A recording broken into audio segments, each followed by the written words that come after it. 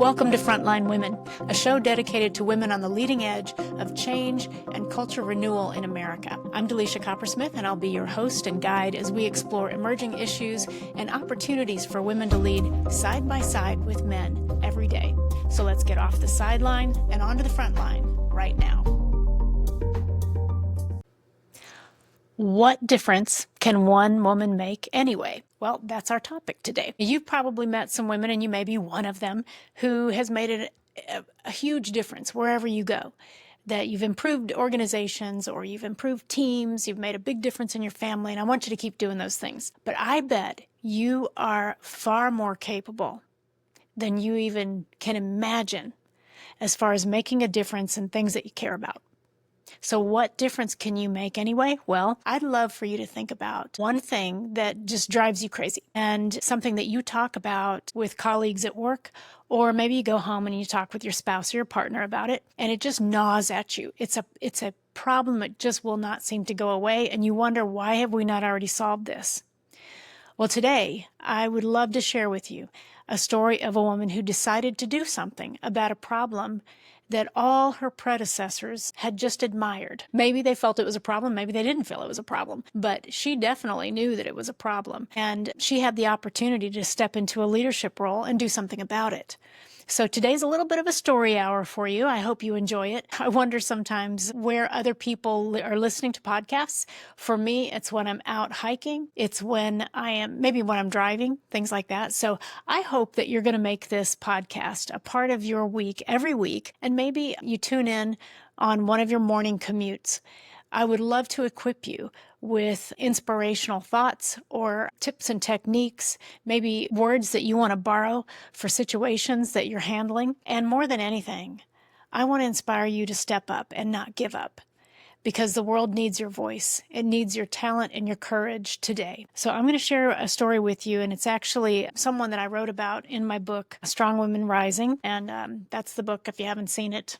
Okay, there it is. Chapter 17, I talk about a woman, Theresa Kachindamoto, and I want to share her story with you. And I want to do that by reading it straight from my book, not because I don't know the story, but because I was intentional with my words. And so those of you who have been in my community already and you've heard me talk about her, don't tune out. Because even though you may have heard this story, I would ask you, what did you do with it? Who did you share it with?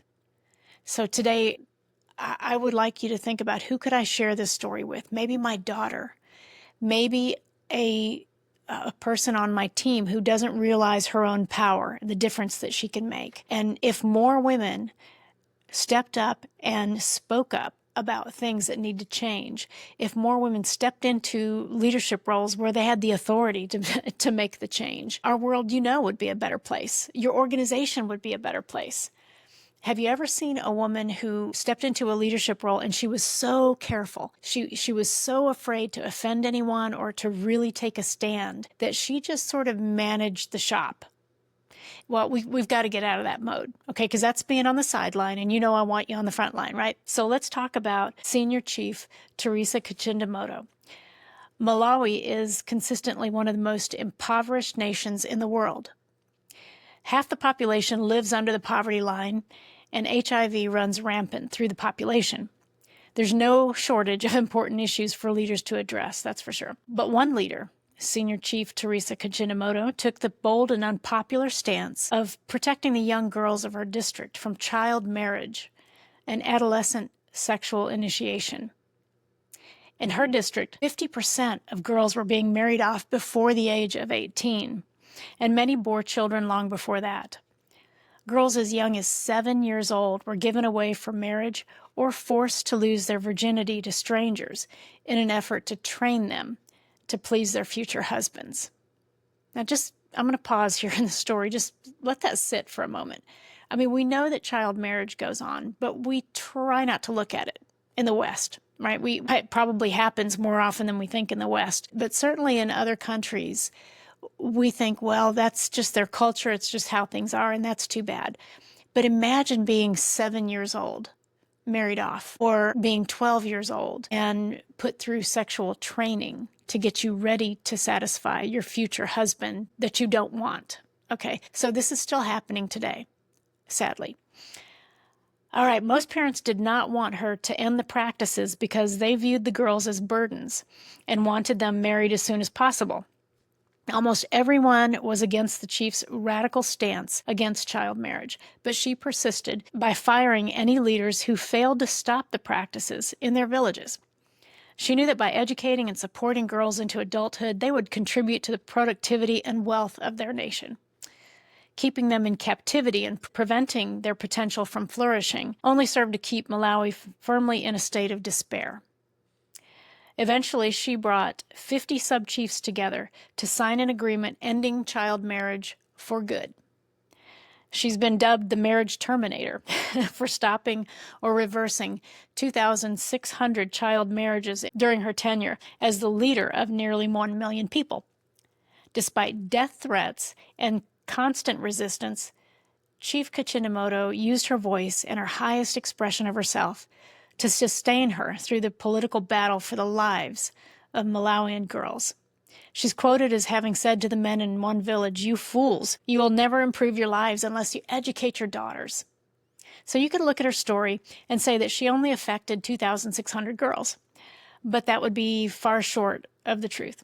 She changed the lives of all future Malawian girls in her district and other districts who would have been raped, married, and made to bear children as adolescents. She changed the minds of parents, teachers, and tribal leaders within and outside of the district. She chose a problem that she felt passionate about solving, and she did solve it.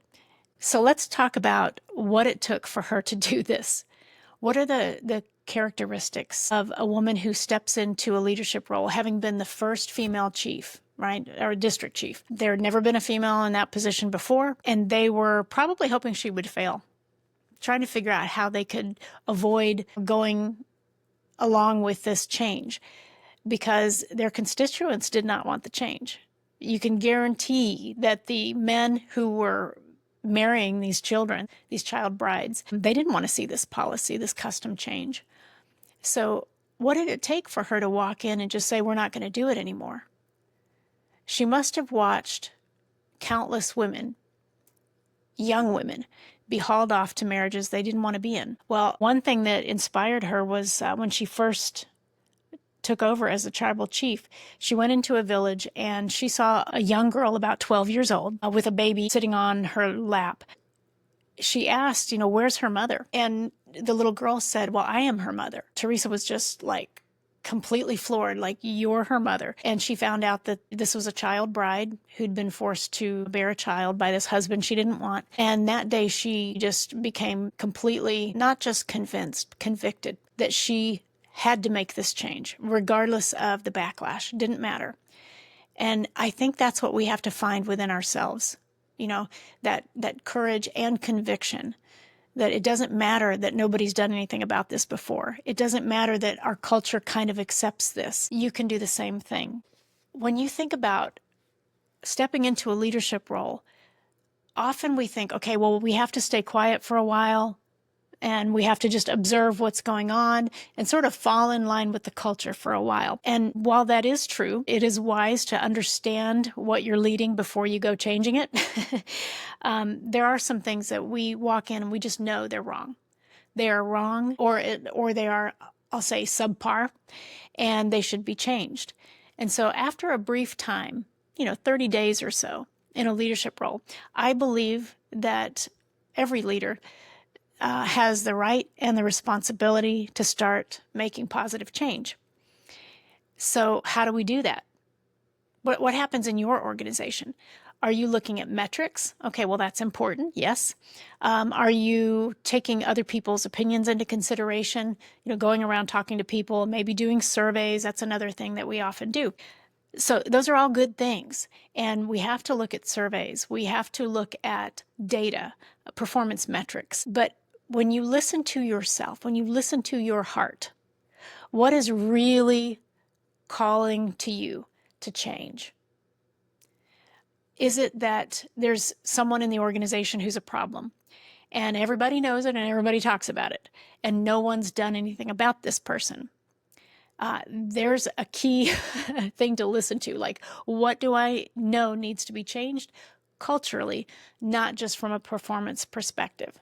All right. So if you can take a moment and just close, well, don't close your eyes if you're driving, but think to yourself for a moment, what is something that I have talked about, that I've complained about, that I've fretted over, maybe something you've stayed awake over, that just gnaws at you, that you know needs to be changed?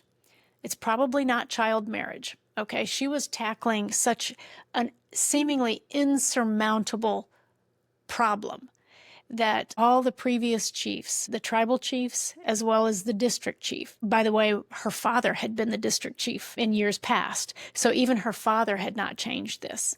So that took some courage. That took some courage to say, you know what? I'm going to walk in. I'm changing it from day one. We are not going to have child marriage here anymore. We're not going to have sexual initiation anymore, period. And to say that is one thing, but then to back it up by firing people who didn't comply with that new law, that takes a lot of courage. Death threats, the whole 9 yards, she received all of that. So I don't think that most of us have to display that kind of courage and determination. I think the things that are in front of us are really common sense changes that we know might ruffle feathers. But if we prepare, if we do our work, our hard work of coming up with our key messages about it, making sure that we know if we change one thing, this other thing is going to change, right behind it. And we're prepared for that whole discussion, that we can walk in, engage our courage and our intellect, and just make the change. So what is it in your world today that you're going to decide to do something about? I hope that Theresa's story, let me use her title. I hope that Chief Theresa's story inspired you to take bold action. Listen to yourself and listen to your heart, because you know what you're being called to do. Not just manage the shop, not just to play it safe and do the things that are acceptable to others, but use your intellect and use your wisdom and your heart and step forward and make that change with courage and conviction. Until next time, thank you so much for being a frontline leader in your world. I'll see you soon.